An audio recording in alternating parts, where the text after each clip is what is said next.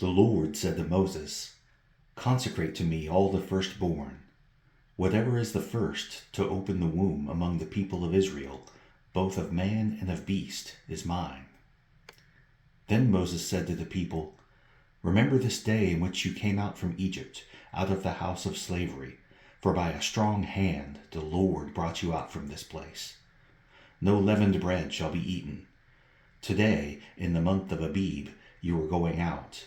And when the Lord brings you into the land of the Canaanites, the Hittites, the Amorites, the Hivites, and the Jebusites, which he swore to your fathers to give you, a land flowing with milk and honey, you shall keep this service in this month.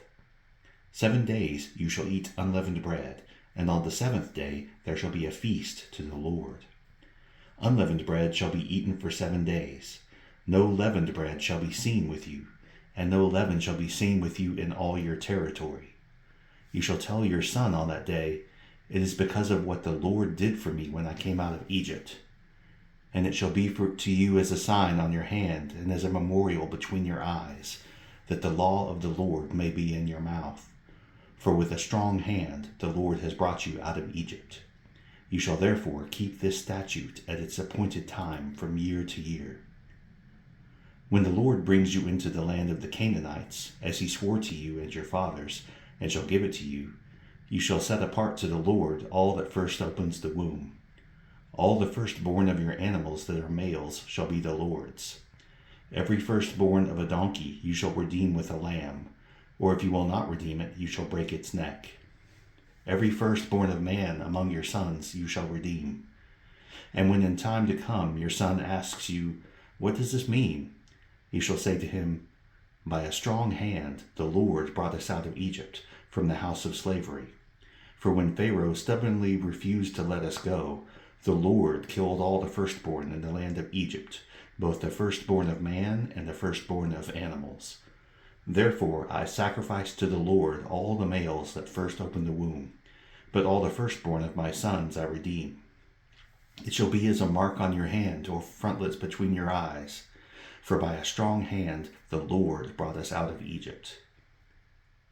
When Pharaoh let the people go, God did not lead them by way of the land of the Philistines, although that was near. For God said, "Lest the people change their minds when they see war and return to Egypt."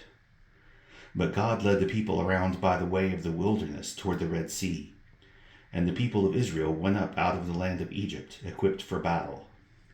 Moses took the bones of Joseph with him, for Joseph had made the sons of Israel solemnly swear, saying, "God will surely visit you, and you shall carry up my bones with you from here." And they moved on from Succoth and encamped at Etham, on the edge of the wilderness. And the Lord went before them by day in a pillar of cloud to lead them along the way, and by night in a pillar of fire to give them light, that they might travel by day and by night. The pillar of cloud by day and the pillar of fire by night did not depart from before the people. Then the Lord said to Moses, "Tell the people of Israel to turn back and encamp in front of Pi-hahiroth, between Migdol and the sea, in front of Baal-zephon. You shall encamp facing it by the sea. For Pharaoh will say of the people of Israel, 'They are wandering in the land, the wilderness has shut them in.' And I will harden Pharaoh's heart, and he will pursue them, and I will get glory over Pharaoh and all his host, and the Egyptians shall know that I am the Lord." And they did so. When the king of Egypt was told that the people had fled, the mind of Pharaoh and his servants was changed toward the people, and they said, "What is this we have done, that we have let Israel go from serving us?" So he made ready his chariot and took his army with him, and took 600 chosen chariots, and all the other chariots of Egypt with officers over all of them. And the Lord hardened the heart of Pharaoh king of Egypt, and he pursued the people of Israel, while the people of Israel were going out defiantly. The Egyptians pursued them, all Pharaoh's horses and chariots, and his horsemen and his army, and overtook them encamped at the sea by Pi-hahiroth, in front of Baal-zephon. When Pharaoh drew near, the people of Israel lifted up their eyes, and behold, the Egyptians were marching after them, and they feared greatly. And the people of Israel cried out to the Lord. They said to Moses, "Is it because there are no graves in Egypt that you have taken us away to die in the wilderness? What have you done to us in bringing us out of Egypt? Is not this what we said to you in Egypt? Leave us alone that we may serve the Egyptians. For it would have been better for us to serve the Egyptians than to die in the wilderness." And Moses said to the people, "Fear not, stand firm, and see the salvation of the Lord, which he will work for you today. For the Egyptians whom you see today, you shall never see again. The Lord will fight for you, and you have only to be silent." The Lord said to Moses, "Why do you cry to me?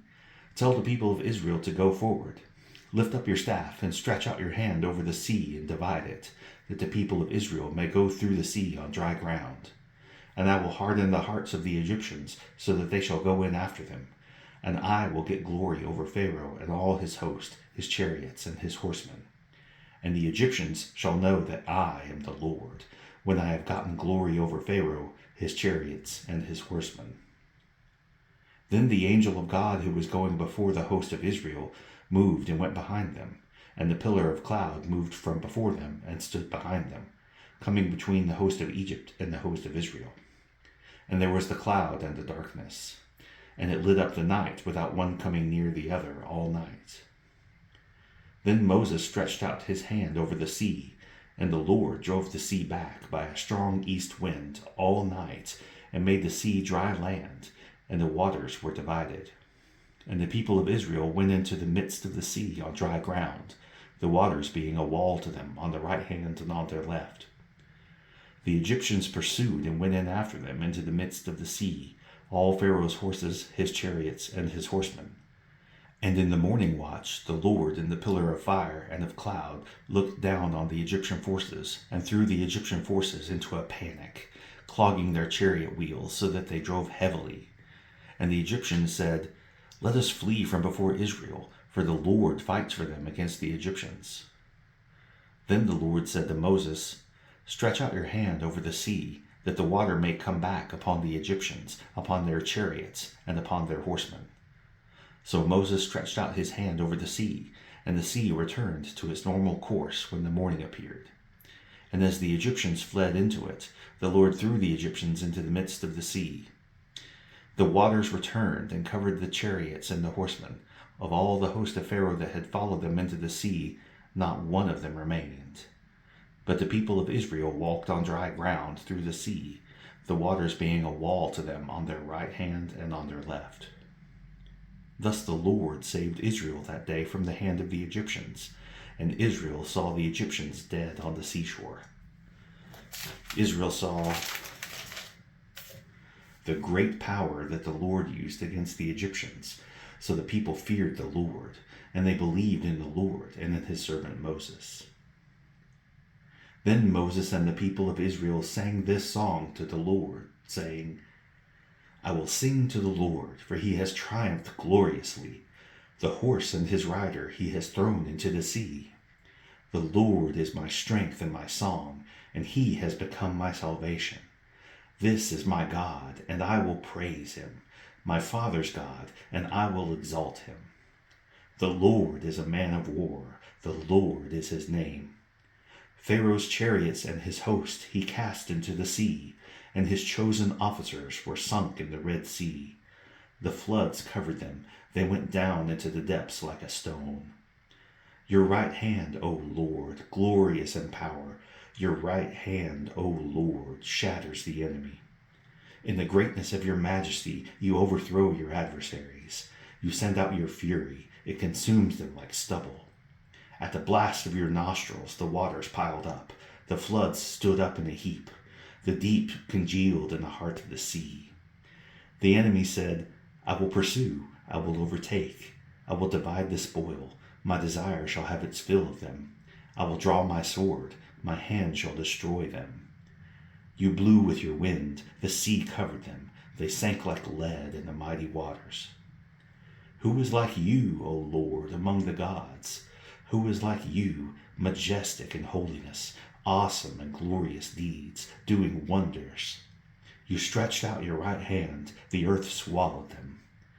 You have led in your steadfast love the people whom you have redeemed. You have guided them by your strength to your holy abode. The peoples have heard, they tremble. Pangs have seized the inhabitants of Philistia. Now are the chiefs of Edom dismayed. Trembling seizes the leaders of Moab. All the inhabitants of Canaan have melted away. Terror and dread fall upon them. Because of the greatness of your arm, they are still as a stone. Till your people, O Lord, pass by. Till the people pass by whom you have purchased. You will bring them in and plant them on your own mountain, the place, O Lord, which you have made for your abode, the sanctuary, O Lord, which your hands have established. The Lord will reign forever and ever. For when the horses of Pharaoh with his chariots and his horsemen went into the sea, the Lord brought back the waters of the sea upon them, but the people of Israel walked on dry ground in the midst of the sea. Then Miriam the prophetess, the sister of Aaron, took a tambourine in her hand, and all the women went out after her with tambourines and dancing. And Miriam sang to them, "Sing to the Lord, for he has triumphed gloriously. The horse and his rider he has thrown into the sea." Then Moses made Israel set out from the Red Sea, and they went into the wilderness of Shur. They went 3 days in the wilderness and found no water.